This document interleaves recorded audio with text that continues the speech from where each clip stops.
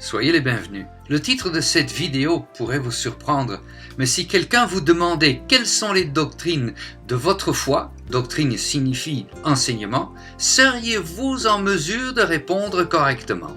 Vous répondriez très certainement que votre foi est fondée sur Jésus-Christ qui est mort sur la croix pour sauver l'humanité. Cela est vrai, Jésus est mort sur la croix pour nous. Mais quelles sont les 6 doctrines fondamentales que nous devons appliquer dans nos vies?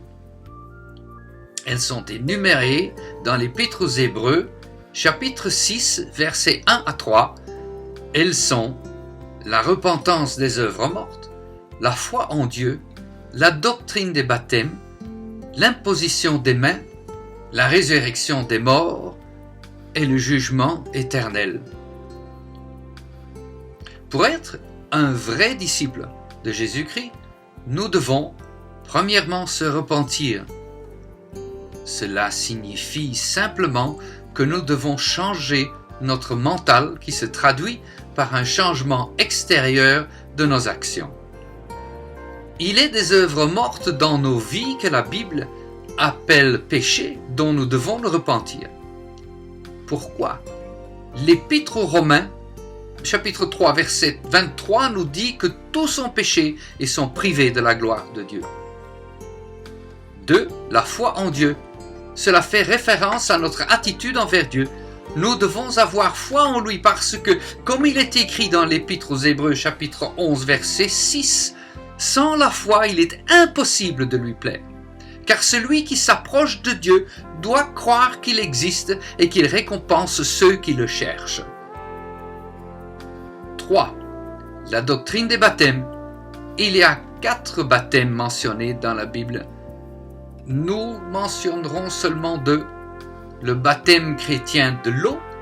Jésus nous a montré l'exemple. Lisez s'il vous plaît Matthieu chapitre 3 versets 13 à 17 et le baptême de l'Esprit Saint. Actes chapitre 1 verset 8 nous dit ce qui se passe quand nous sommes baptisés dans l'Esprit Saint. Mais vous recevrez une puissance, celle de l'Esprit Saint, survenant sur vous, et vous serez mes témoins à Jérusalem, dans toute la Judée et dans la Samarie et jusqu'aux extrémités de la terre. 4. L'imposition des mains. Cette action a un but spirituel. Elle est accompagnée par la prière et la prophétie.